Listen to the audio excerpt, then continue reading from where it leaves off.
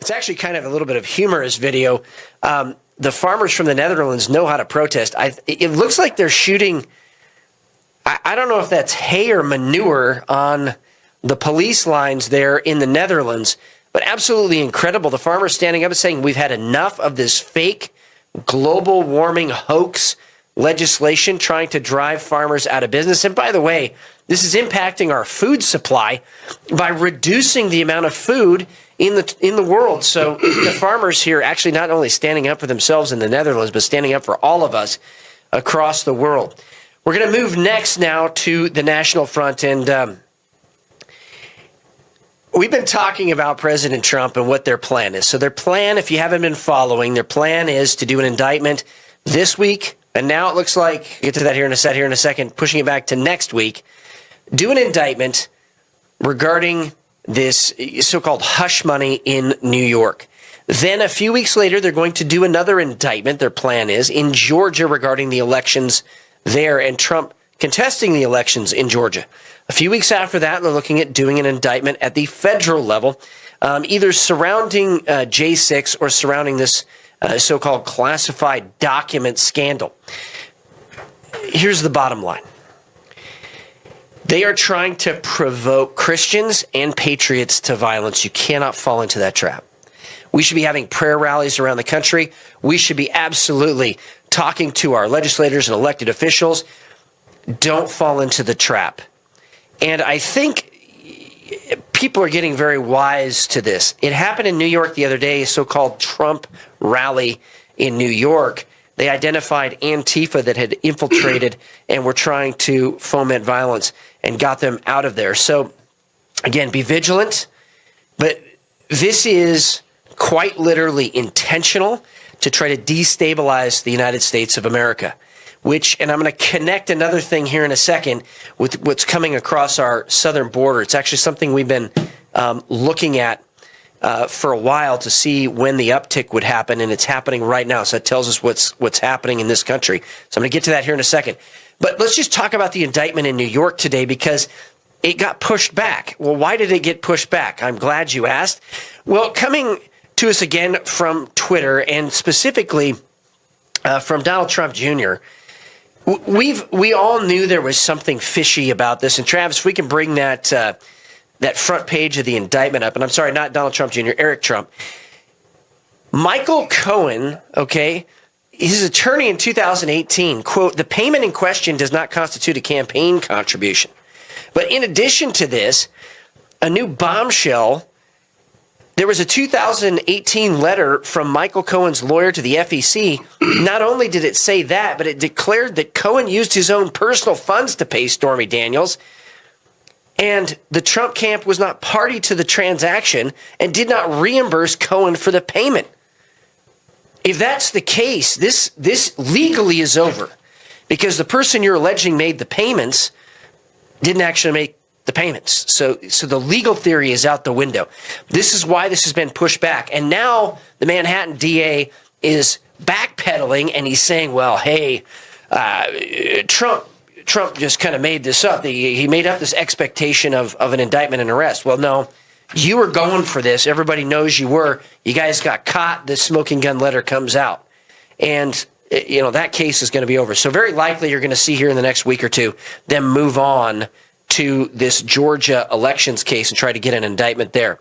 Again, the whole point behind this, trying to foment unrest. Now, I want to tie something in. This is happening at the exact same time that actual evidence in the congressional record tying directly bank accounts to the Biden family from China, and let's be even more specific, Chinese intelligence. This is happening at the same time because they don't want people paying attention to the actual evidence saying that the Biden family is compromised by Chinese intelligence, and now those are smoking guns. So this is one of the reasons this is happening. There's another reason it's happening too. Now, we talked about the southern border in previous shows, but a report just came out. There has been a 900% increase of Chinese nationals coming across the southern border. This is something we've been looking for a very long time, and I'm going to tell you why. Because not only are the cartels a Chinese proxy and bringing fentanyl into the United States to destabilize the U.S., but we were waiting for these military-aged males to come across the southern border, and the uptick of those military-aged males coming across the southern border, because this tells us now that the Chinese are preparing for sabotage operations inside the United States. Now, this isn't me saying this. This isn't me saying this. This was the U.S. intelligence community warning of this years ago.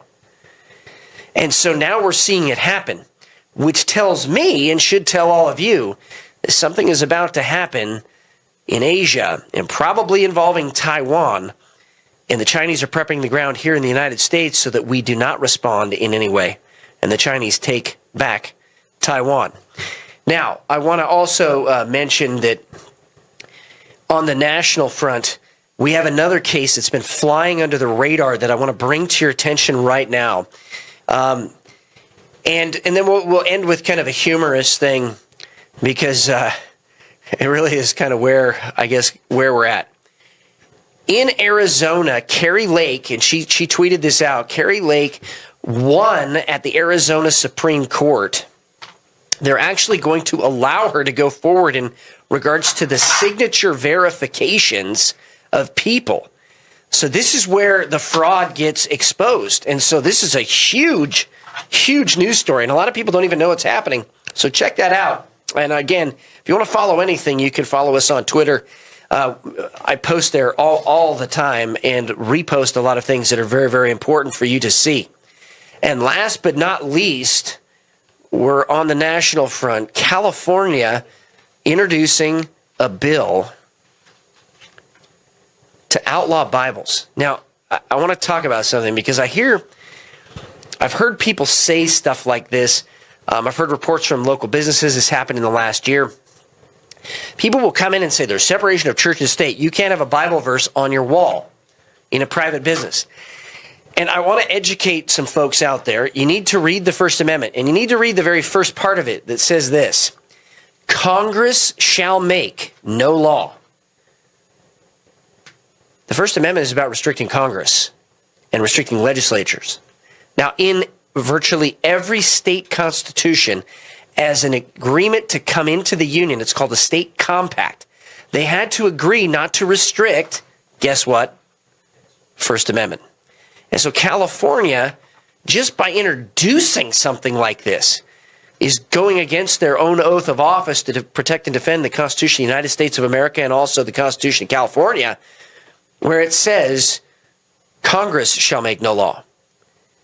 And the other part that I just want to say, it is now wide open for everybody to see that they are attempting to institutionalize the persecutions of Christians in this country.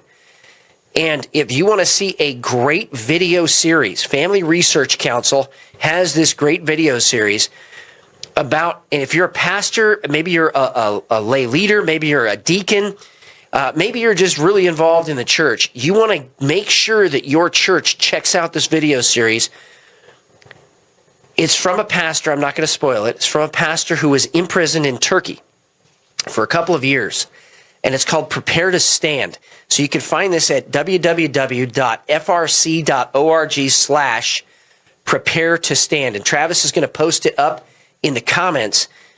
Check out this video series, because it actually is preparing Christians for persecution here in the United States of America and getting us into a mindset of victory, not a mindset of complacency.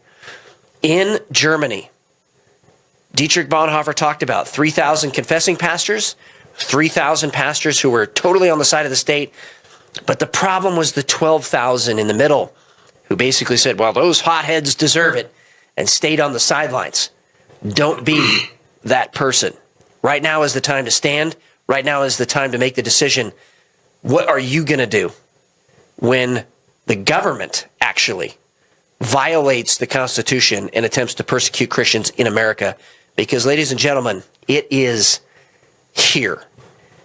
But I do want to encourage you, the other night on the phone call with President Trump, there were 3,000 pastors on that prayer call.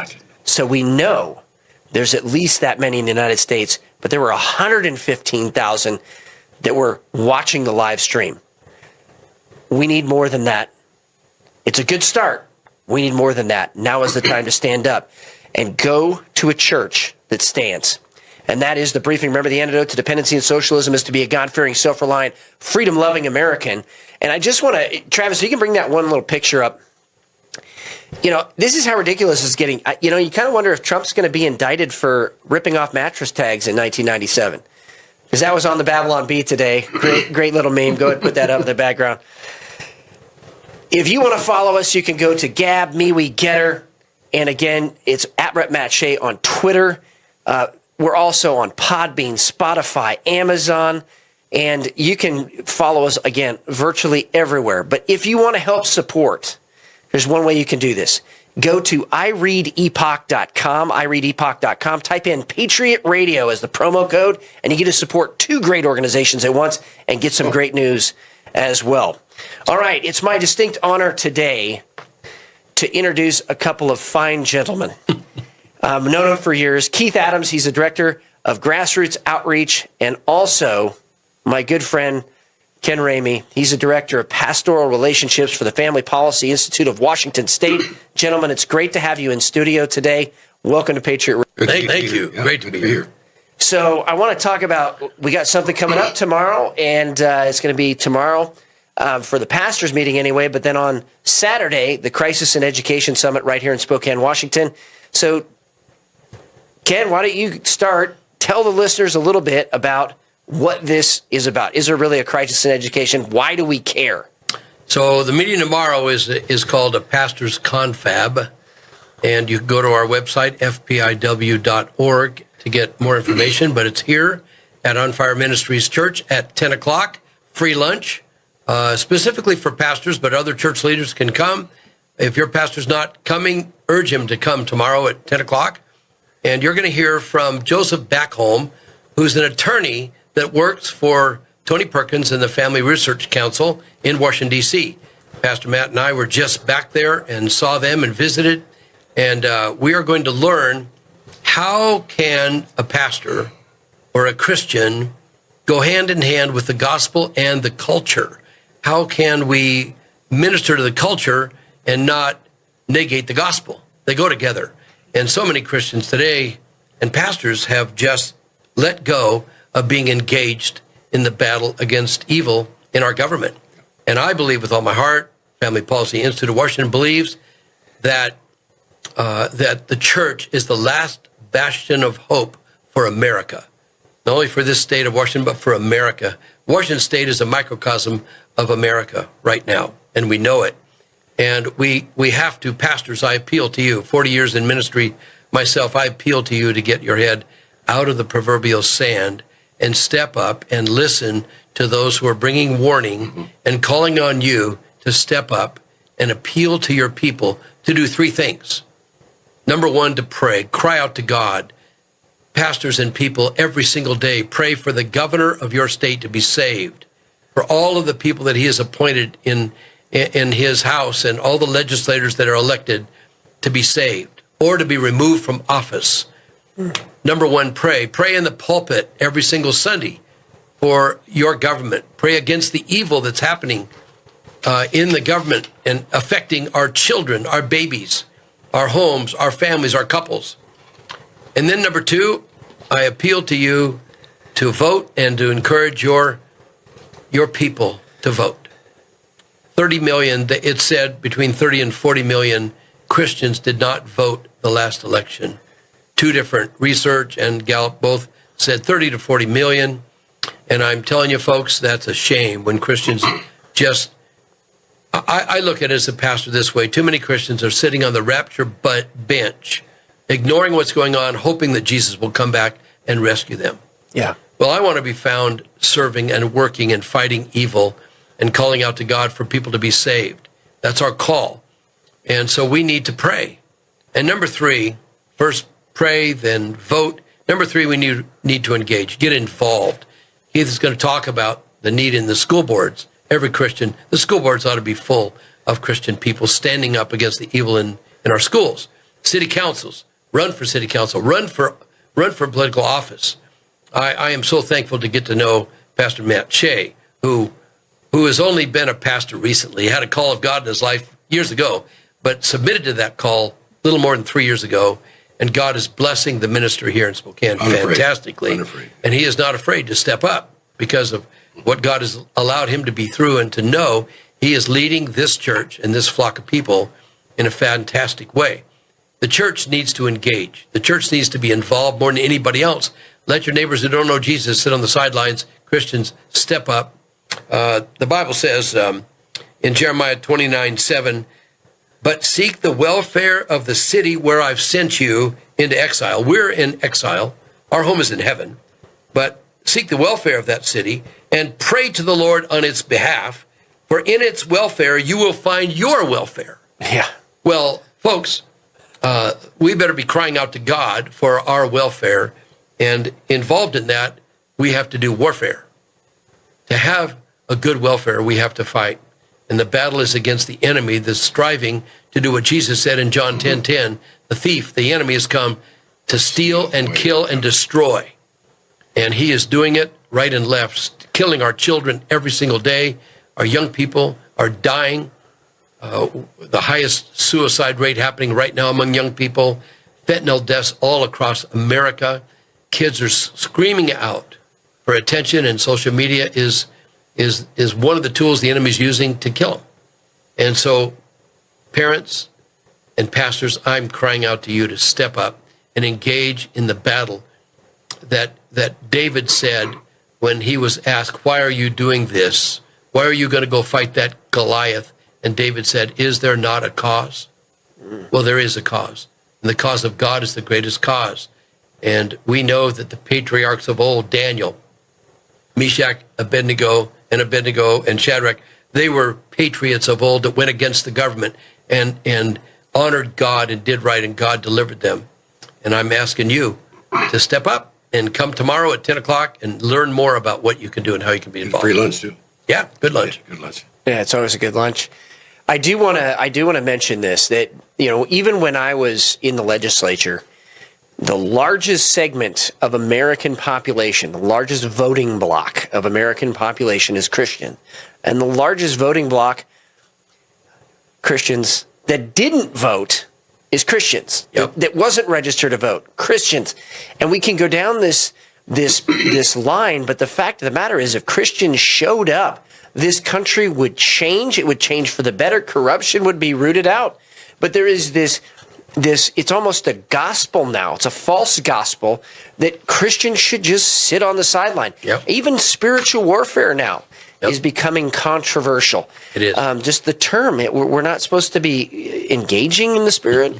I mean, that didn't make sense to me when I first heard it. But really, today, I think a lot of people, too, say, well, what's happening in school is not really that big a deal. Well, 20,000 families thought a little bit differently, didn't they, when they pulled their students out of government schools last year? So, Keith, I'm going to turn it over to you. Is there really a crisis in education? I mean, what's being taught? What do you see? What's actually happening in classrooms?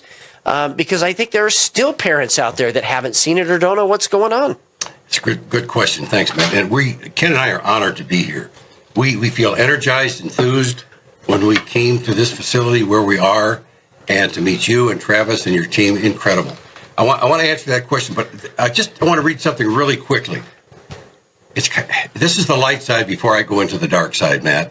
Okay. Living in America at the moment feels like the 1998 Pixar film A Bug's Life.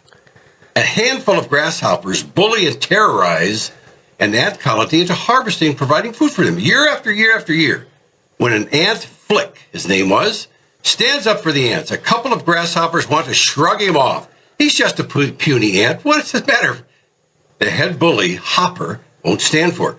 You let one ant stand up to us, Hopper warns, then they might all stand up. Those puny little ants outnumber us 1,000 to 1. And if they ever figure that out, there goes our way of life. That's right. We figured it out. Ants of the world identify and unify. That's kind of what we've just been talking about with the Christians in churches. If they stood up and unified and got together, we could make a difference. So we're holding a Christian education summit. It's a Christian education, a call to action, which will be this Saturday after Ken and also Joseph Backel will be there to speak. Pastor Matt's going to be one of our speakers. So if nothing else, come and hear and listen and learn. I want to read this, if I can, Matt, when you ask that question. Vladimir Lenin from Russia, and he's one of the instruments of communism. This is what he said. Give me 4 years to teach the children, and the seed I have sown will never be uprooted. He also proclaimed, give me just one generation of youth, and I will transform the world and America. Okay, that's where we are. And I had someone come up to me not very long ago after a meeting. He said, she's so upset that she had her couple of grandkids in a local school, happened to be in Edmonds, Washington. And she was so upset because one of her grandkids, girls, came home with something that was just not very good. She couldn't believe it. She said, they're starting to teach us stuff. And I said, Christine, you have to understand that they have been doing this for decades. 1961, when they took God out of public schools, when they stopped prayer in public schools. So we have gotten to the place right now when it's no longer a secret. As you know, Matt, you've seen it many times. They don't hide it anymore. Wokeism has evolved in something terrible in our public schools. Just wanted to show this. This was in a school, just put out. Can you see this? Okay. Mm-hmm. Down in Portland. This teacher wanted to make sure that her students understood that she believed in the LGBTQ plus agenda. That agenda has to do with all kinds of things that we know are wrong, but they're promoting it in public schools. I talk to parents all the time. My own daughter, who has 2 kids in public school, oh, Dad, they're not really doing that. You talk about this critical race theory stuff, they're not really doing that. I told her where to go on her website to find out. She did, and now she wants to pull her kids out of public school. That's right. It's kind of a great awakening for people that we're doing this summit this Saturday. If you come, you hear 5-6 speakers. One of them is Pastor Matt, but we have some other speakers that are going to talk about critical race theory. They're going to talk about the sexual education of our youth, which are it's horrible. It's now going down to the first grade and even to kindergarten, starting to groom children to sexual activity. It's incredible. It's horrible. And that's a big part of the dark side. So if you haven't seen this documentary, it's called Whose Children Are They? Mm-hmm. It's incredible. I encourage every team that we have before we do a summit, this will be our 5th one, to watch this because it is an earth-shaking documentary asking the question, whose children are they? Are they the schools, the governments, or are they the parents? Travis thinks it takes a village. No, I'm just joking. He doesn't. So I really believe, though, that we're in this time where we prayed 25 years for government schools to empty, and now it's happening, right? And are we ready as the Christian community to receive all of those kids coming in? And it's more than education.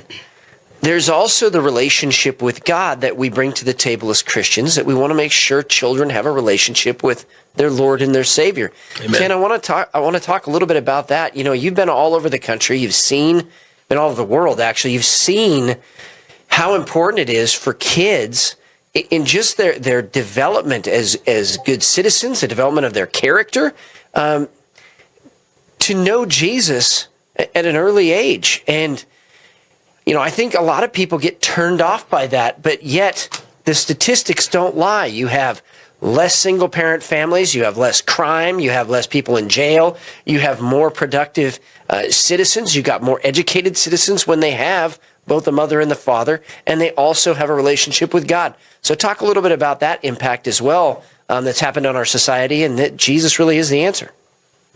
Well, Paul and his people stood above the city of Jerusalem, and they looked out over the city like I did looking out over Spokane today. And he said to them, brethren, my heart's desire and prayer for them is that they be Republican. That's not what he said. He said, my heart's desire for them is that they might be saved. Amen. Romans 10:1. And our first heart for the people is Jesus. If they don't find Jesus, nothing else matters. Heaven will not be their home. I met with a Hispanic man in San Diego when I was doing a Franklin Graham rally, and I was the first one there, and I went to a Avis rental car, and he said to me, "Are you working for these people?" And I said, "Yes." And he said, "Is he going to talk about building the wall?" And I said, "I don't know what he's going to talk about, but I do know that there's a wall around heaven. And there's only one way in, and you have to get vetted to get in heaven. And you have to have the right answer to when Jesus says, 'Why should I let you into my heaven?' You have to have the right answer. And sir, do you have the right answer?" And he said, "Well, I go to church. I'm a good Catholic." And I said, "That's fine, but that's not the right answer. You won't get into heaven through the one way to get in. You can't go around the wall, over it or under it, only one gate." And he wanted to know what the right answer was. And he found Christ, and his family found Christ. And folks, that's got to be our first answer, our first call. And for me, I'm biased towards young people. 19 out of every 20 people that are saved today got saved before they were 20. The older a person gets, the harder their heart gets towards the things of God. And then the Lord has to take them through misery and depression and all kinds of near-death experiences to find him. So I believe in youth ministries of churches. I believe the greatest ministry in the church is the youth ministry, and it has to be evangelistic. It has to be reaching teenagers with the gospel, and kids need to be being baptized every week out of the youth ministry and getting trained up in the church. The church needs to be the education factor of our young people today. So yes, Pastor Matt, teenagers coming to Christ are the answer. People come to Jesus are the first hope that we have and the only hope. Amen. But Ken, you're ignoring all of the kids that have to stay in government schools. So I'm going to shift to Keith now, and I'll let you respond. Should we actually still be involved in school board races if we're wanting all of our kids to be out of government schools? This is what's interesting. Most people don't realize, first of all, how many people are on a school board? Well, there's 5. A lot of people don't even know that they can go to a school board meeting and be a voice. I've seen it over and over again. A quick example, Matt, in Wenatchee, Jennifer Withy, who works with me, formerly for Parents' Rights and Education, she was in Wenatchee, went to the school board meeting. She was over there visiting her mom. A couple of folks went with her. And so they were just hiring a new superintendent. Well, they told about the firm that they hired to go out and find a superintendent.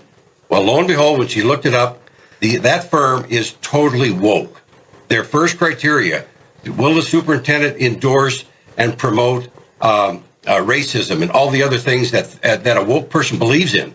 They did that because there were 3 liberal progressive on that school board and 2 conservatives. They voted against that firm bringing people to to interview for superintendent. The school board has an amazing amount of power. If you get 3 Christian conservatives, and we're very involved right now in promoting that, the deadline is May 15th to register. You got May 15th to May 22nd. 830 positions, Matt, in our state are open this year for school board. The school board selects a superintendent. Extremely important to find a superintendent that believes in the things that you do. They also review and approve curriculum. That's huge. This is a picture, Matt, that Jennifer Withy and I, can you see that okay? Yep. Went to see the guy in the middle. His name is the OSBI superintendent. Most people I talk to have no idea who that is or what that person does. That's Chris Reichdahl. And we went through a lot to get him. Finally, he said he's not going to be with us. I got on my database, which are 80,000. I said, get a hold of this guy however you can. Say he needs to meet with Jen and Chris and Keith. They did that. They shut down their entire answering service. They went to the Facebook and they shut that down. Finally, his secretary called me and said, okay, you win. He'll meet you in your office for 45 minutes. All I'm saying is right there is the power that people have to make a difference. Same on a school board. They have the power to make a difference. We're calling people to come out and run for school board in your district. Find out. We can help at FPIW. We have a lot of people calling us. We're going to offer a bunch of training all over the state. Got some things going, so please connect with us. Do it through Matt, and you can get a hold of us, or however you want to do that. But we think that a school board has power if you get the right people on that school board. But you didn't answer his question. Go. And the question is, if we get all of the Christian kids off the campus, what happens to the lost kids? And that is a huge question. Well, the schools are not going away. I mean, and I don't call public schools anymore. I call them government indoctrination centers. They were hijacked by the government many years ago, decades ago. But, so if they're going to continue, then we go to the top. We try to. Mm-hmm. Jennifer and I are going to meet with our governor. We're going to give them the same information in this booklet, images from the classroom. I had a chance to show it to Matt. Horrible stuff coming in the classroom. So we're going to do it at the top. But also, in our summit that we're having on Saturday, we're going to give people options to start a homeschool, to go to a Christian school like Matt's got here, a wonderful school, to start a co-op. We were raising 2 kids, and we started a co-op last year. We had 15 kids. This year we had 51. This coming year we think we're going to have 100.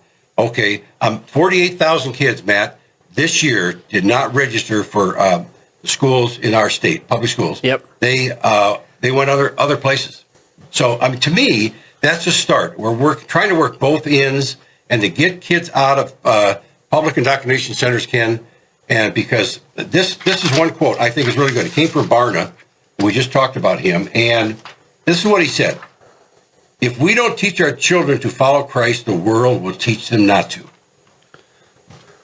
So what happens with the Christian kids that are still left in the government schools? They need the support of their church, of their youth ministry. They need the prayer support of their parents and the church. We need to find out who the Christian teachers are that are undercover, secret agents in the school that are afraid to speak up, and every school has them. I know that. And they need to come together. We need to support Fellowship of Christian Athletes and other Christian clubs on campus and encourage them. Youth pastors need to do everything they can to get on the campus to be able to minister to those kids that need Jesus on the campus and to encourage Christian kids that are still there. We've got to help them and build them up. Yeah, this is no longer a battle with kids. We are in a war. And until people realize that, and in war, there's very specific things that happen, as you well know, Matt.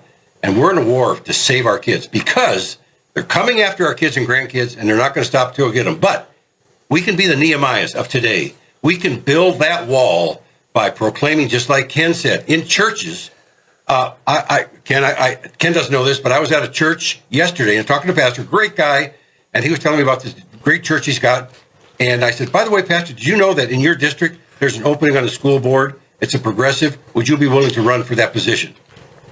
He was amazed how quiet it got in that where we were talking. He said, well, I've got a church to run. Okay. Well, there you go.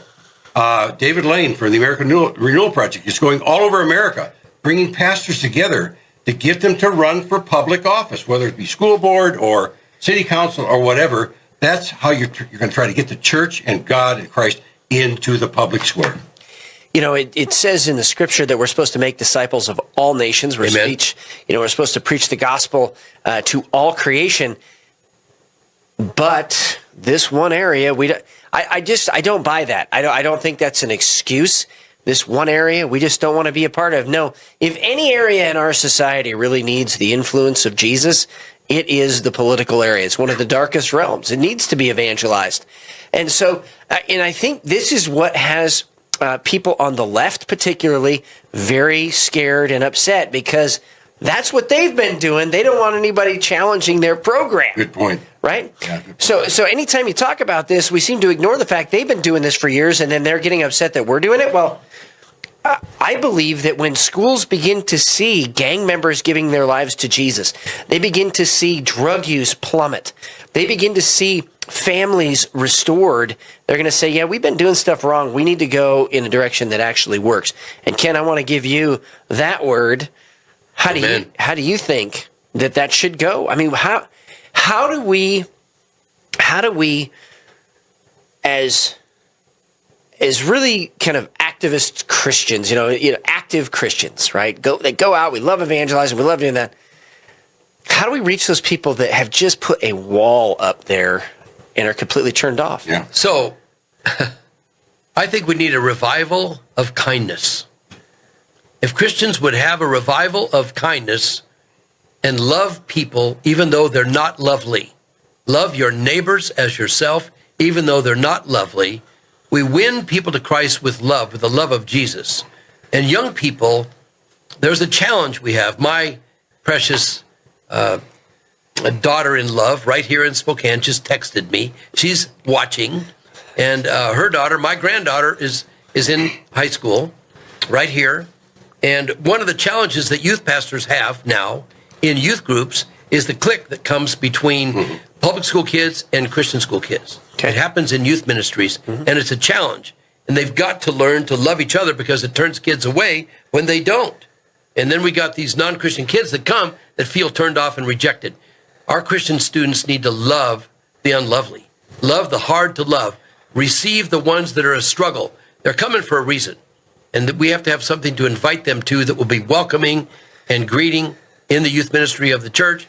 And I say, God has allowed us as adults to be alive for a purpose.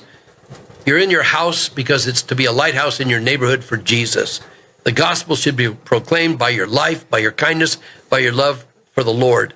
And we cannot put people down because of their politics.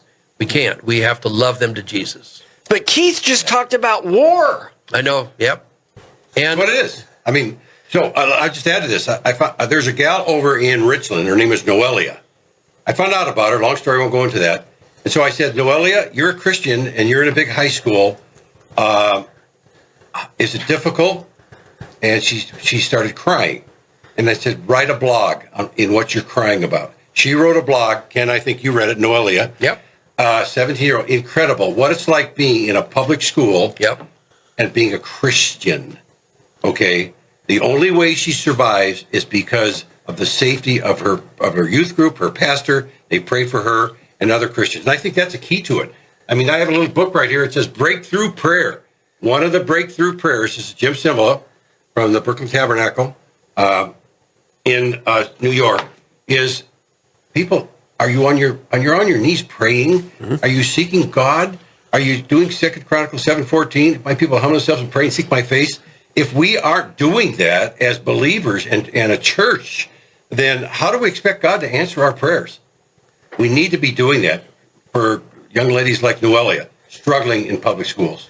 I think that you hit right on it. You know, yes, we're at war. Completely agree with you. The testimony, though, is the warfare against Christians. The testimony, and then how God speaks a better word through the blood of Jesus Christ.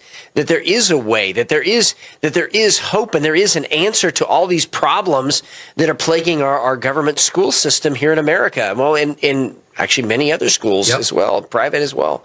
And I saw in Kenya, actually, people would go into the government school system there, and they would just preach a message of the gospel and hit the issue of the day. In that place, it's a huge problem of teenagers, being pregnant and getting married early. That not that it's necessarily bad to be a young married person, but sometimes they don't get married, and then those kids end up being orphans. And this whole generational thing of the orphan issue in Kenya is so big, and Christians came into the government schools, and Christians said, well, the answer is Jesus Christ. And it has been resonating, and then the testimonies are coming out of that, of the transformation.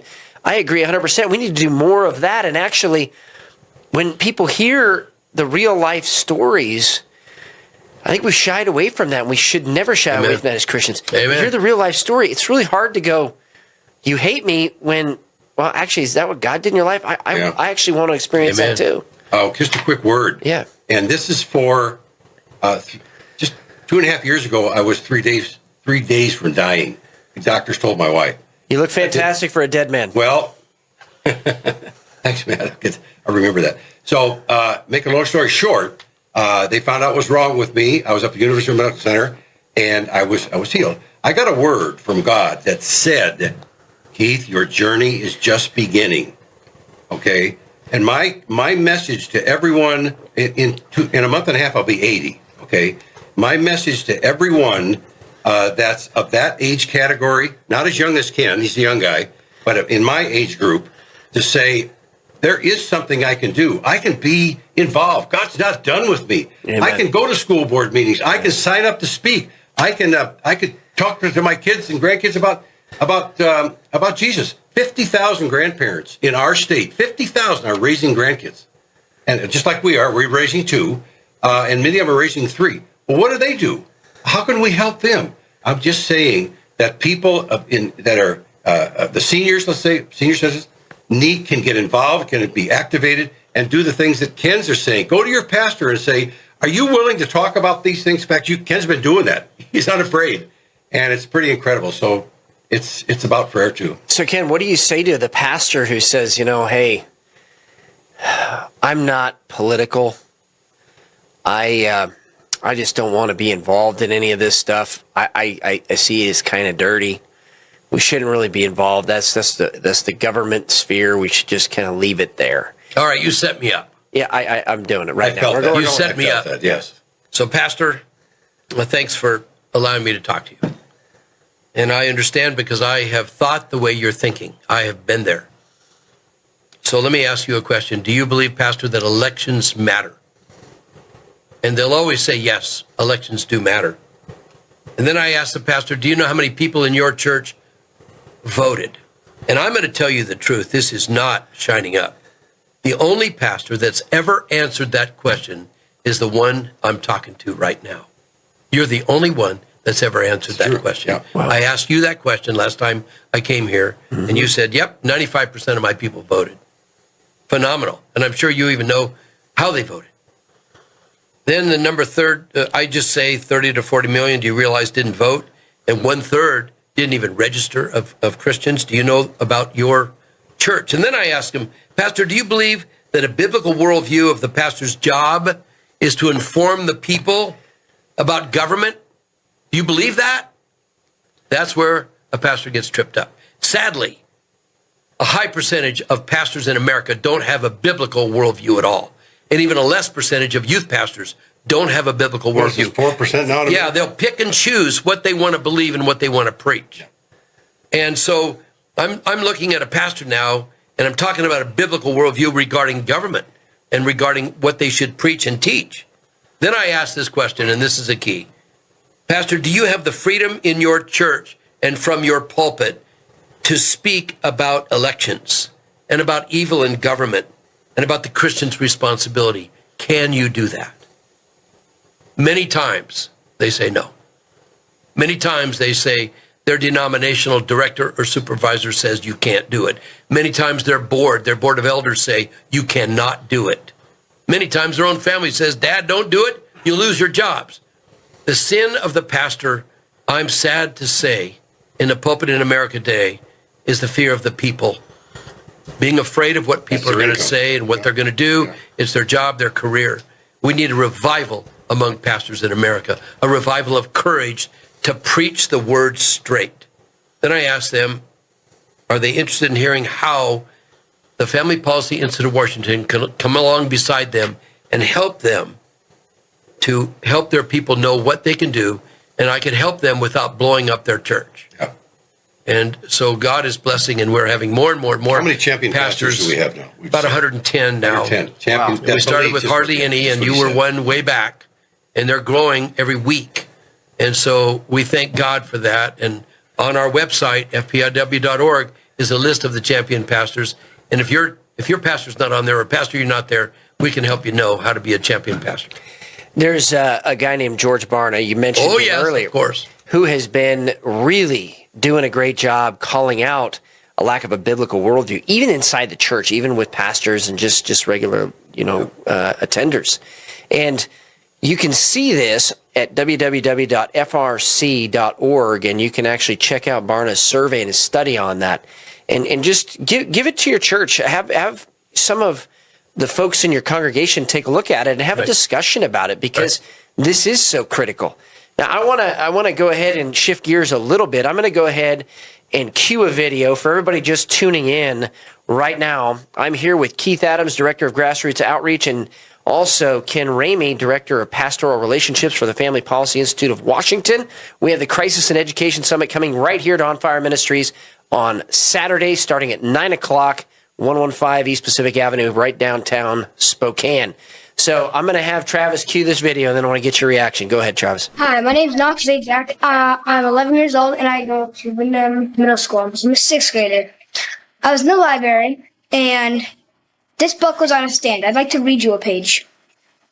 My back over my hips as I asked if we should take our clothes off.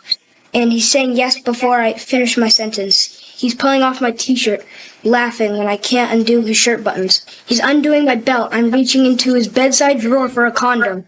We're kissing. Again, we're rolling over. Obviously, you can see where this is going. I don't know if it's because we're feeling especially emotional or just tired, or these past couple of weeks have been too much. But this reminds me so much of the first time we had sex. We were both terrified, and the whole thing was kind of terrible because we didn't know what we were Travis, doing. all right, go ahead. But it was good too. Go ahead. It's raw. I mean, he's reading from a book. We played that in our last summit in North Bend. And it was that we played that right there. I cut the swear word up. But anyway, that's pretty powerful. A little quote from George Barna, who did that. He said, "Therefore, it is no wonder that Satan has launched a cleverly designed but diabolical, ruinous attack to deceive the hearts and minds of our children. Lucifer has always targeted children because he knows their potential for good and evil. As we think about the future, our priority must be children. Discipling children is the single most important thing that we can possibly do." Ken? So I'm so thankful that the Lord led me to get to have fun at my time, my season of life, rising up an alarm to the church, because I believe, and it's true, that the church is the last hope, the last bastion of hope for America. And some people say we shouldn't be political and heaven's our home and just let America go the way it's going to go. Well, I love my kids and my grandkids too much. I love the church too much to just give up and throw my hands up in the air. And I just call on pastors and people and leaders to come tomorrow at 10 o'clock in the morning for just a 3-hour meeting, including a great lunch, barbecue lunch, all you can eat, and just enjoy Joseph back home. Share a word about how the gospel and the evil in the culture can work together, how we can work together for righteousness. So thank you. An 11-year-old kid, that's worth fighting for. That's it. That's what we're that fighting. Next generation. Keith, last word. If we don't do that, we lose. I call upon every parent and grandparent, teachers in this community who listen, or whatever community you're in. First of all, contact FBIW.org. And you'll see a lot of resources there. But I would encourage you, if you're in this area, come Saturday and find out what's going on. So many people don't get it, don't know what's going on, but we're going to help. But the good part, Matt, about that is we're going to show some things that people can do, what grandparents can do. We've got a ton of resources. We've got 14 tables of people that will be here in the lobby to talk about Christian schools, homeschooling, co-ops, a whole host of things. Please come, be informed, and be involved. Silence is no longer an option. Not to speak is to speak, and I think you know who said that. I do. And he actually said something else that was kind of very interesting, at least to me. He said, the only safety for an honest man is to believe all possible evil of evil men. There you go. It's a fantastic quote from him as well. Very little known, but really good. Where can people go, really quickly, where can people go to find out more information about FPIW? And also, we're going to put up right now online a copy of the flyer so that they can register if they want to register for Saturday. So Family Policy Institute of Washington is FPIW.org. We're a part of the Family Research Center out of Washington, D.C. with Tony Perkins. We're part of that group. There's 40 of us. Yeah. And there are 40 different states that have groups like us, and we are fighting for conservative Christian values. I have this vision I want to give you. What would happen if the church, if Christians all united around one candidate and voted for the same one? We would win every time. In this state, we would win every time. And, you know, it's hard to get pastors to agree on the gospel or Christians to agree on anything. But I'm saying unless we come together in this battle and hire people, elect people to lead us according to Christian values, then we've lost. Now, we're not going to lose the battle of the gospel. We're going to keep it fighting and fighting until heaven. But I care about our country, and so I'm politically minded also. I'm a patriot, and I know you are too, and you care. If you come to the seminar on Saturday, you will get something that Jennifer and I put together. It's an 11-point parents' rights in education. And they're all backed by different WAC codes, and they're awesome. Representative Jim Walsh went over this, and he agreed. He said, yes, let's do that. We're going to try to bring this into the legislature next year. Amen. Amen. Parents' rights in education. Amen. So, gentlemen, I am just so thankful. You're very encouraging to me that we have a systematic approach to seeing this state actually change. Many people have written Washington off. I have not written Washington off. Good. There's still the opportunity for change. I really appreciate both of you, what FPIW is doing to bring a Christian influence back where it belongs. Keith Adams, Ken Ramey, thank you for joining me on Patriot Radio today. God bless you guys and keep up the fight. Thank you.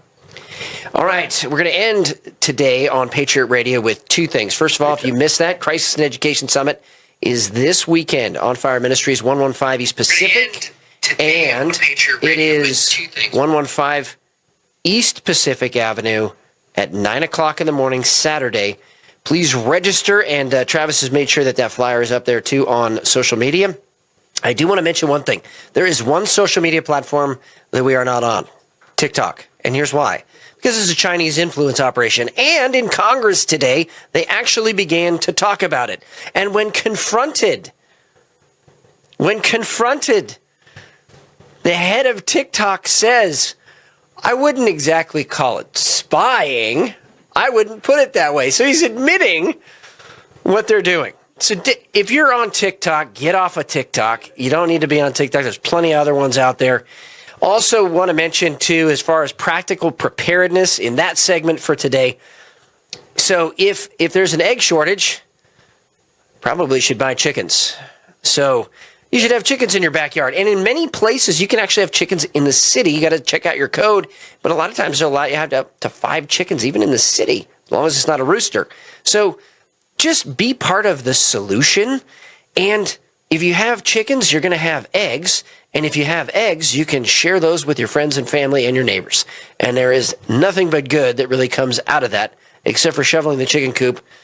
But you got to get used to that part. All right. I also want to talk about, too, banks and central bank digital currency. We're going to do a lot more on this in the future. But this is where it's headed. And right now, the Federal Reserve just made an announcement. They are going to start what's called the Fed Now program, or instantaneous payment settlements. This is the very first, what we've been looking for, the very first step toward a central bank digital currency in the United States of America. Look at elections matter, not just with CBDC. They matter for school boards. They matter for everything. You have to vote. You have to show up. And this is part of what us as this generation need to do to keep this country free and pass on freedom to the next generation. This is our time.